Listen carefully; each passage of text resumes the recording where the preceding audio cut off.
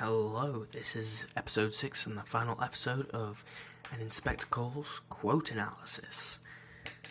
Yeah! So, in this video we're going to be talking about the inspector and the stage directions. Stage directions is just a tiny bonus at the end. So let's start off one person and one line of inquiry at a time. This is basically when the inspector is talking about how he does his inspecting. So, he asks one person what they know, shows them a picture of the person. Overall, it would be a much less efficient way of finding out information. However, by asking one person at a time, you're just getting what they say about it. You're just getting their opinion. So he's saying that basically every different person's opinion matters. He should go around all of them one at a time, giving all of them a chance to speak. Also, the idea of one person at a time and one line of inquiry at a time shows that every person is individual and different. We shouldn't be defined by stereotypes such as class, which happened a lot back in that time. Not going to say girls of the usual sort again. Girls of that sort, I mean. And now 52, a chain of events. So this is where the inspector is talking about how the thing happened. So it was a chain of events. So the first thing was what Mr. Burling did, and then it was Sheila, then it was Gerald. Then it goes through all of them, so they all caused this. And many characters don't agree with this idea, such as Gerald at the beginning and Mr. Burling. They don't believe that their actions actually made any difference. However, it can be proven by the inspector that they all led to it. So this idea of a chain of events is from the inspector, as he believes in social responsibility, that we should be responsible for all of our actions, even if we didn't directly cause what they caused. We still played a part in it.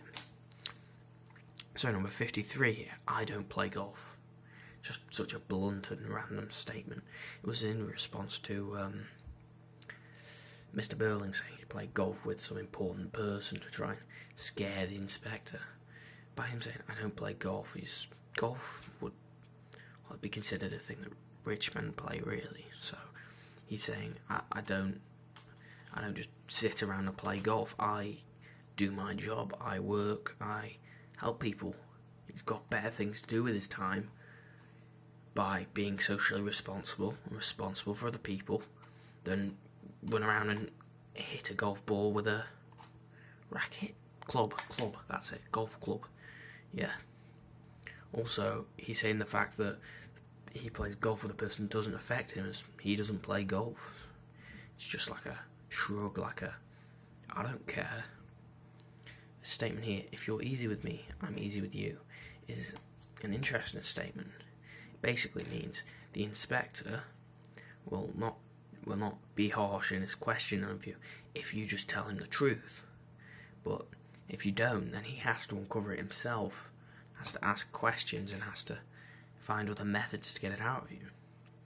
So if some of the people just gave their information over easier, just told the truth, then this would have been a lot less painful and time consuming for them, as it clearly was, seen by the emotional effects on Sheila and Eric. Also the emotional effects of panic for Mr. and Mrs. Burling. So 55, use the power you had as a good customer.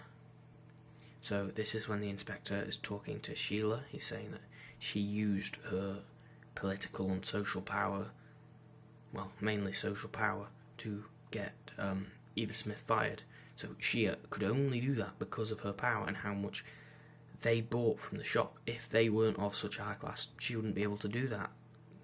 Easy as. So that's the idea that you shouldn't take your position for granted just to get rid of people you don't like.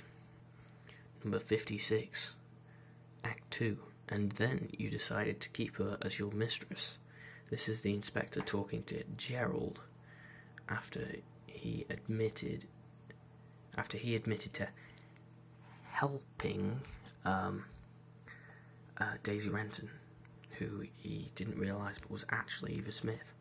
So yeah, he admitted to helping her, and then the inspector says, and then you decided to keep her as your mistress. He's just so blunt and points out the obvious that it almost scares the Burlings, you know. Number 57, I think, is a very, very important quote. Your daughter isn't living on the moon. This is the idea that the Burlings are so separated from their daughter Sheila that she might as well be living on the moon. They're separated from her as they treat her like she's not there. They treat her like she's some sort of child who couldn't possibly understand all these things. Yet she has shown in many cases more intelligence than even some of the Burlings. Basically, through this, the inspector's trying to get across the point that you should include your daughter more in discussions about everything. You shouldn't just exclude her because she's a woman or because you think she's a child or whatever. So, another incredibly blunt statement from the inspector. You're not telling me the truth. See, the inspector, he almost appears omniscient. He knows what the people are thinking. He can tell that they're not telling the truth because he has all the facts in front of him. And at the beginning, they don't realise this, but by the end, they begin to realise that resistance against him is futile. Number 59, public men have responsibilities as well as privileges. This is, I assume, him saying it to Mr. Burling.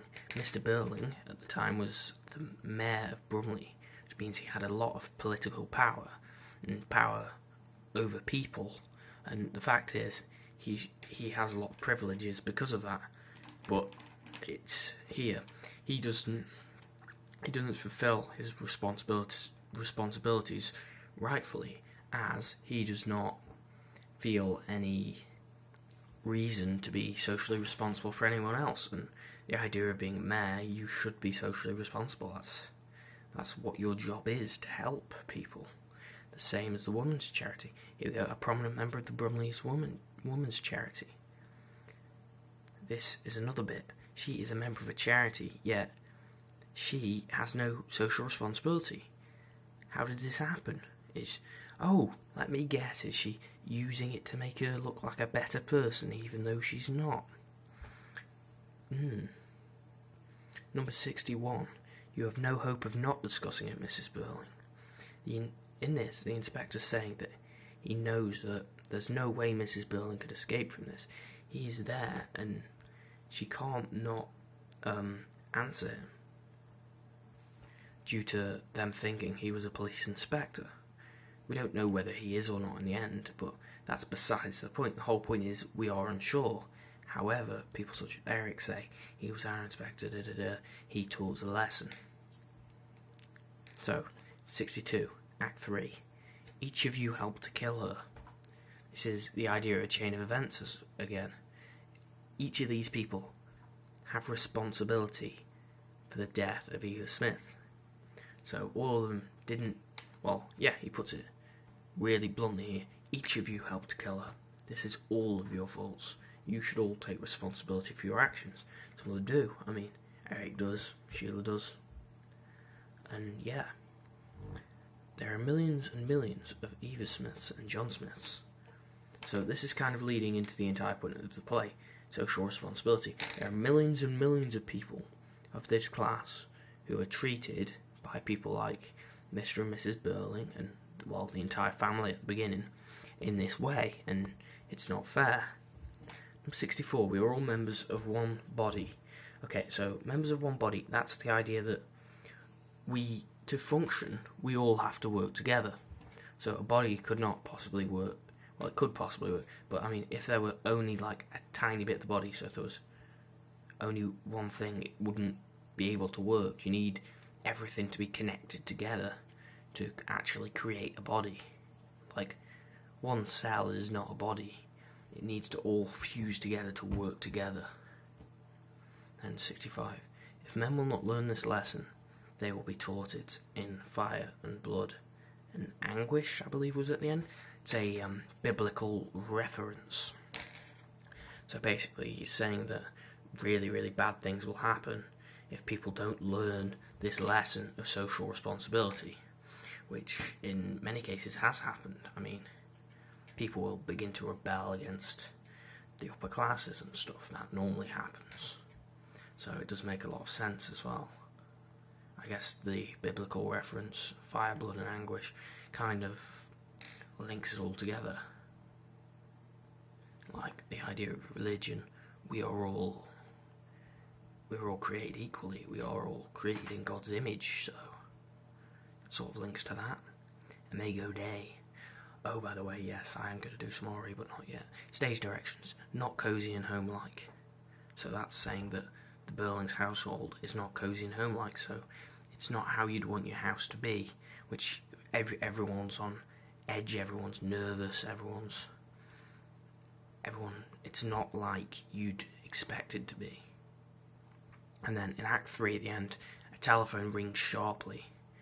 In particular, this adjective sharply shows like the abruptness and the suddenness of it. Like they weren't expecting it. It was sharp and sudden, and it just sort of happened. Because they weren't expecting this, of course, because they thought they just said goodbye to the expector. The telephone rings again. Bring. There's a girl dead in the infirmary again. And they're all like confused. The actual event itself is playing through. It is a prolonged metaphor. There's a link between the beginning and the end, as they just about realise sort of that they've been let off with this and it wasn't real. However, they still go through it again because they don't learn. They don't learn, so they have to go through the lesson again. Okay, so that was an Inspector Calls. That was Inspector and Strange Stage Directions. So goodbye.